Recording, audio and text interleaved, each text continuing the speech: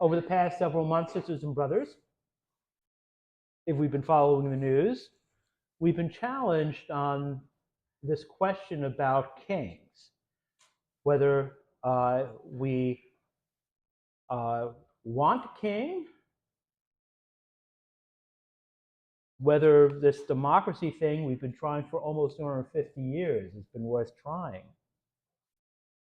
And it's true in the past 250 years, sisters and brothers, since the founding of our nation almost 250 years ago, 249 and a half, you get my point. But who's counting? Fewer and fewer countries have kings, yes, or sovereign queens or emperors. Before that, it was commonplace to have a king or a queen or an emperor or an empress, a grand duke, someone to run the thing, huh?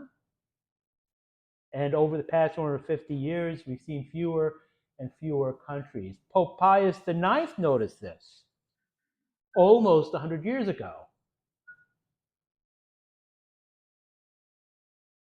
99 years, 11 months, and change, but who's counting? December 11th, 1925, Pope Pius IX set up today's celebration, today's feast, Jesus Christ the King, noticing that most folks anymore didn't have an idea of what a king was or what a king should be. Of course, back then, Pope Pius set this up to be the Sunday right before All Saints' Day. St. Paul VI moved it to its current spot, the last Sunday of the liturgical year, to remind us, yes, that Christ our King is the beginning of all things and the end of all things. So we moved this to the date and expanded the title to not just be the Feast of Christ the King, but instead and more completely, the solemnity of Jesus Christ, King of the universe.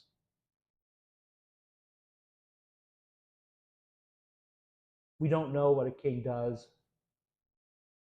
And we've strived in building democracies, yes, to be responsive to the needs of people, or at least we tell ourselves that. Back in 1925, in establishing this feast,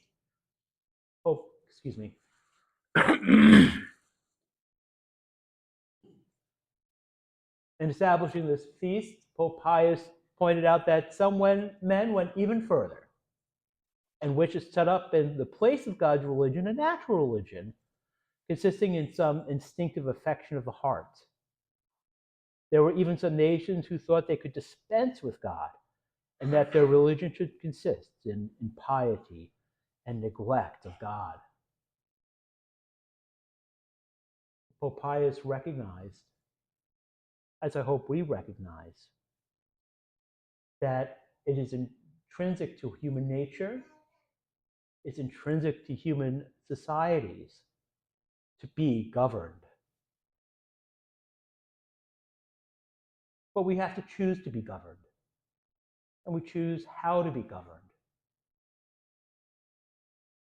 We could choose to be governed by ourselves. We can choose to be governed by our own passions, by our own selfishness, by our own short-sightedness, by our hatreds, by our fear. Or we can choose to be governed by Jesus Christ, the King of the universe. Knowing that God delivered us from the power of darkness and transferred us to the kingdom of his beloved Son. To be governed and how to be governed. We decide that, yes? And God in his mercy gives us his very Son, incarnate in just over a month, sisters and brothers. We're going to celebrate the incarnation of the eternally begotten Son of God in the flesh, taking our bone and our flesh to serve us by governing us. We are called, sisters and brothers, to allow ourselves to be governed. To allow ourselves to be governed not merely by a personal Lord and Savior, but by Jesus Christ, King of the universe.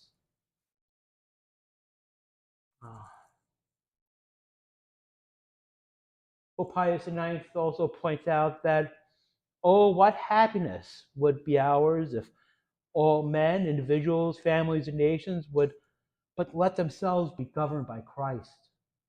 Oh, what happiness indeed. As we celebrate this great solemnity at the tail end of our liturgical year, yes, sisters and brothers, let us choose to be governed. But let us choose to be governed by Christ, so that set free from slavery, we may render God majesty and ceaselessly proclaim his praise, so that according to the decree of Israel, we may give thanks to the name of the Lord. And choosing to be governed by Christ, we may more sincerely, we may more authentically, we may more wholeheartedly turn to Jesus and say, Jesus, remember me when you come into your kingdom.